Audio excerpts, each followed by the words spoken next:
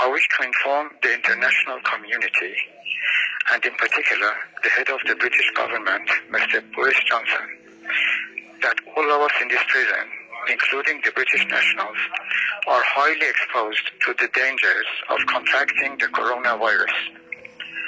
The officers at Evin prison are intentionally refraining from providing us with such basic necessities as masks, gloves, and disinfectants.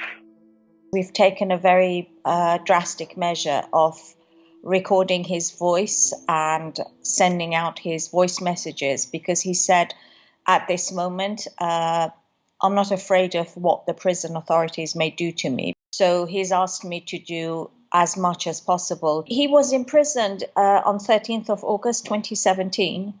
So he's been there for 2 years and 7 months now. And he was accused of spying for Israel and sentenced to 10 years. He was transferred to a different ward about a week ago. And the ward that they were all transferred to is one where we are almost 100% certain there had been cases of the corona infection.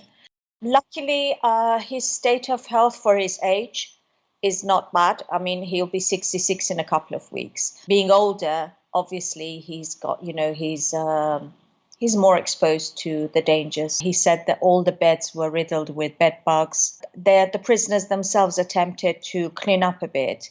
A few days ago, one of their cellmates, who's epileptic, he had a seizure, and they had to take him to the dispensary to be given his medicine. But when they went there, they were told that the dispensary has turned into a quarantine area for COVID, and that there were already 2 infected cases there, and 2 more were suspected of having them. Only once they came and washed the floors, and that was it.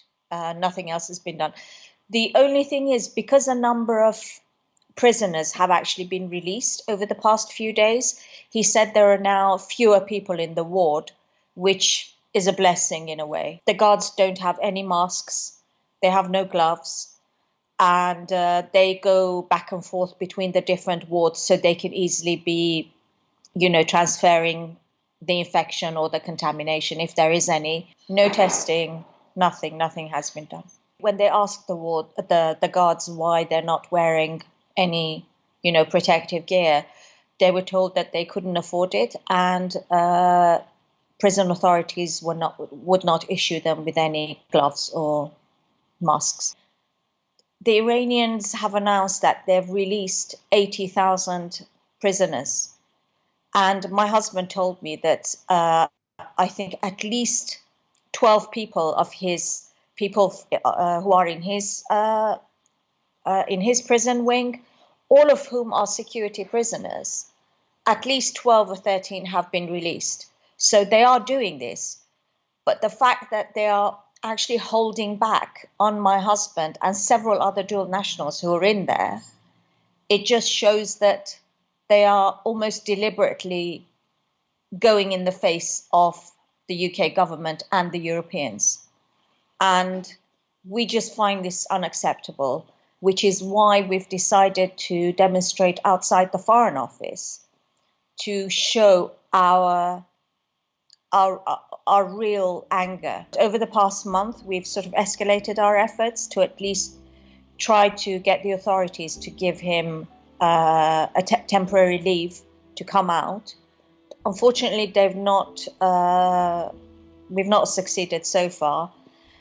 And the Foreign Office keeps telling us that they're doing their best, but I don't really trust them anymore, to be honest, from now on, because even until yesterday, we were under the impression that they were trying very hard to free all UK dual nationals, including my husband and Mrs. Ratcliffe.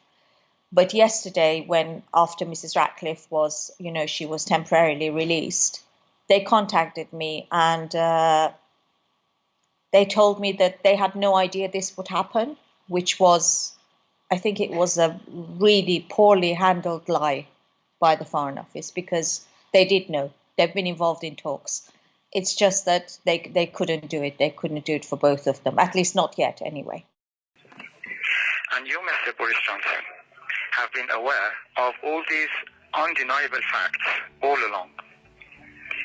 You may wrongly assert that what goes on in Iran is not your concern, but you cannot make a similar assertion about the British nationals held captive in Iranian prisons.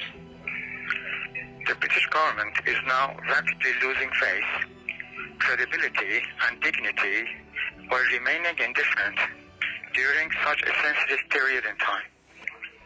Therefore, should anything happen to the British citizens imprisoned in Iran, I hold you, Mr. Boris Johnson, personally responsible for your inaction, and their blood will also be on your hands, and such an extreme incompetence will be registered as a dark point in the history of the United Kingdom. So please wake up and do something before it is too late.